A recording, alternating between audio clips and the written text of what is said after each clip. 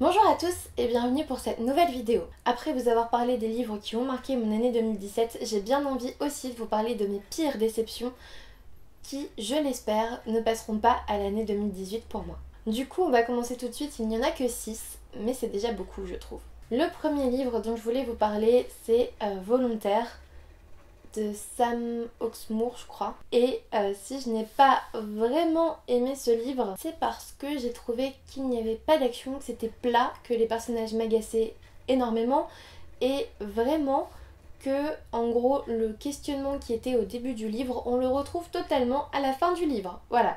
C'est quelque chose qui m'avait profondément agacée. N'hésitez pas à aller voir les updates lecture où j'en ai parlé parce que pour le coup j'en ai parlé quand même en update lecture. Donc je vais pas forcément développer le résumé etc. parce qu'ils m'ont agacée et j'ai vraiment envie de les garder en 2017 et de ne pas me les remémorer. Donc je n'ai pas relu les résumés avant de faire cette vidéo, c'est volontaire. Ensuite, un autre livre qui m'avait profondément déplu, c'était Comment je suis devenue célèbre en restant chez moi. Parce qu'en fait, j'ai trouvé que le résumé donnait quasiment toute l'histoire et que c'était pas drôle, c'était pas génial. En fait, on suit une famille totalement dysfonctionnelle avec des parents très particuliers et voilà, une façon de fonctionner que je n'aime pas du tout. Je n'ai pas du tout été élevée comme ça et du coup, j'ai absolument pas pu m'identifier au personnage. Je me suis profondément ennuyée, heureusement le livre était court et voilà, j'ai pas très envie de m'en souvenir non plus. Le troisième livre, alors là j'étais vraiment déçue parce que je l'ai acheté neuf, hein, je me suis fait avoir mais vous allez voir il y en a plusieurs comme ça, Volontaire, je l'avais acheté neuf. Celui-là aussi, il s'agit de Au fond de l'eau de Paula Hawkins et voilà, je me suis fait avoir tout simplement par le teasing, par le fait que son précédent roman c'était quoi? C'était La fille du train ou quelque chose comme ça avait eu un grand succès, le film aussi, je me suis dit bah son nouveau roman il doit être trop bien.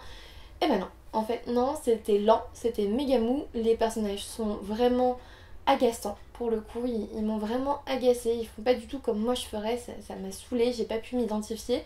Et le côté thriller, mais il est d'un mou et il est d'un prévisible. En fait il y a un petit twist à la fin que voilà, je pense qu'on le voit pas forcément venir, hein, je vais pas non plus démonter le livre à fond, on le voit pas forcément venir, mais j'étais ouais, et alors? Voilà, c'est vraiment comme ça que j'ai réagi. Ce bouquin m'a agacée, c'est dommage. J'espère que certains d'entre vous l'ont apprécié. Voilà, comme je disais, je parle de mes déceptions de 2017, mais c'est pas pour ça que vous n'avez pas le droit de les apprécier. C'est pas parce que moi j'ai pas aimé que personne ne peut aimer. Si les livres dont je parle vous intriguent, bah lisez-les et faites-vous votre propre idée. Ensuite, alors là aussi, je me suis fait avoir par la publicité et j'étais dégoûtée parce que je l'ai vraiment pas du tout aimé.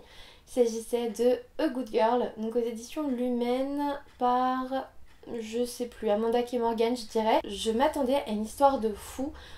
Certains disaient que la fin était hallucinante. Alors oui, en effet, la fin est hallucinante. Je suis totalement d'accord, mais hallucinante dans du n'importe quoi. C'est impossible. C'était n'importe quoi. Voilà, je me suis ennuyée dans le sens où on va suivre une jeune fille qui semble parfaite en tout point. On va forcément découvrir qu'elle l'est beaucoup moins que ce qu'elle dit, que ce qu'elle montre. Et il va y avoir une sorte de romance avec un de ses professeurs. Et la fin, what the fuck. C'est...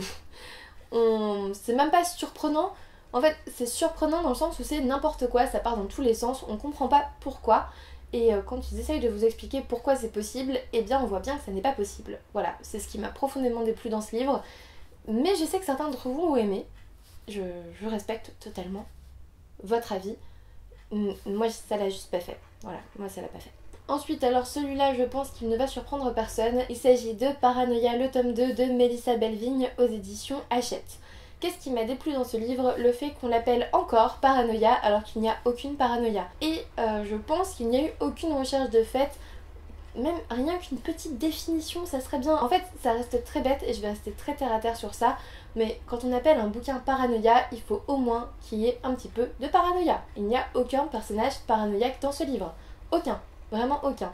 Donc je l'ai lu parce que j'avais envie de voir si l'auteur s'était un petit peu renseigné sur les termes psychiatriques qu'elle utilise.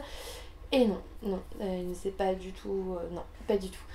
C'est dommage parce que vraiment cette frontière entre le réel et la psychose, je la trouve géniale comme frontière à exploiter dans un bouquin. Si vous êtes attiré par le résumé, alors foncez. Vraiment, je pense que quand on n'y connaît rien en psychiatrie, en syndrome, en maladie mentale, je pense que ça peut le faire. Vraiment, je pense que ça peut le faire. Malheureusement, je connais trop, peut-être. Et enfin, je vais vous parler d'un livre que j'ai toujours en ma possession. Il s'agit d'Effacé, le tome 1 de Terry Terry. Donc là, c'était aux éditions France Loisirs. Si je l'ai toujours en ma possession, c'est sûrement parce que je ne l'ai pas encore revendu. Mais voilà, c'était une lecture commune avec Maude de la chaîne Des livres une fille, qui a continué avec le tome 2 parce qu'elle est téméraire, elle est courageuse. Et ben moi non, je me suis arrêtée au tome 1 parce qu'en fait on va être dans une dystopie. On va avoir tous les gros codes de la dystopie qu'on connaît déjà, et je pense sincèrement que si ça a été une déception, c'est simplement parce que j'ai lu ce livre trop tard. Je pense que j'ai lu d'autres dystopies plus récentes avant celui-ci, et du coup, il n'y avait aucune surprise. J'ai vu le schéma dès le départ et je me suis profondément ennuyée. Le personnage principal m'a agacée et du coup, je pense que c'est pour ça que ça l'a pas fait. Si jamais vous n'avez jamais lu de dystopie, ça peut le faire. Clairement, ça peut le faire, mais si vous êtes un habitué des dystopies, alors je pense que ce livre-là, ça sera juste une dystopie comme une autre et c'est tout. Cette vidéo est maintenant terminée, j'espère qu'elle vous aura plu. J'aime pas trop faire ça, dire du mal des bouquins que j'ai pas trop aimés. Voilà, j'aime pas trop ça. Mais en même temps, ils m'ont déçue. Alors c'est pas ma faute, c'est pas moi qui ai commencé. Maintenant, encore une fois, je le répète encore et toujours, mais encore une fois, si le résumé d'un des livres dont je viens de parler vous attire, mais foncez, découvrez-le et dites-moi que j'ai tort. Dites-moi que voilà, vous l'avez adoré, que vous étiez à fond dedans, que les personnages, vous les avez adorés. Et c'est tout ce qui me plaît moi, parce que vraiment pour le coup j'ai envie de vous donner envie de lire. Là le but de cette vidéo pour moi c'était de faire un bilan des déceptions 2017 qui restent en 2017 pour mieux attaquer 2018. Je me sens mieux, je me sens soulagée, je vais les oublier. Mais vous, foncez, si vous ne les avez pas lus, alors découvrez-les. Moi à la base j'ai voulu les découvrir, je les ai découverts, ça m'a pas forcément plu, et alors c'est pas grave. C'est pas grave. N'hésitez pas à me dire en commentaire si votre avis diverge du mien. Franchement, j'ai vraiment envie de lire ça. Si vous n'êtes pas d'accord, si ça vous a plu, alors dites-le moi. Dites-moi aussi quelles ont été vos déceptions de 2017 parce que clairement, on peut se soutenir dans le fait d'oublier ces déceptions pour l'année prochaine. Un petit commentaire, un pouce bleu, un abonnement si ça n'est pas déjà fait, ça me fera toujours plaisir. Je vous souhaite de passer de merveilleuses fêtes et je vous dis à bientôt pour une nouvelle vidéo.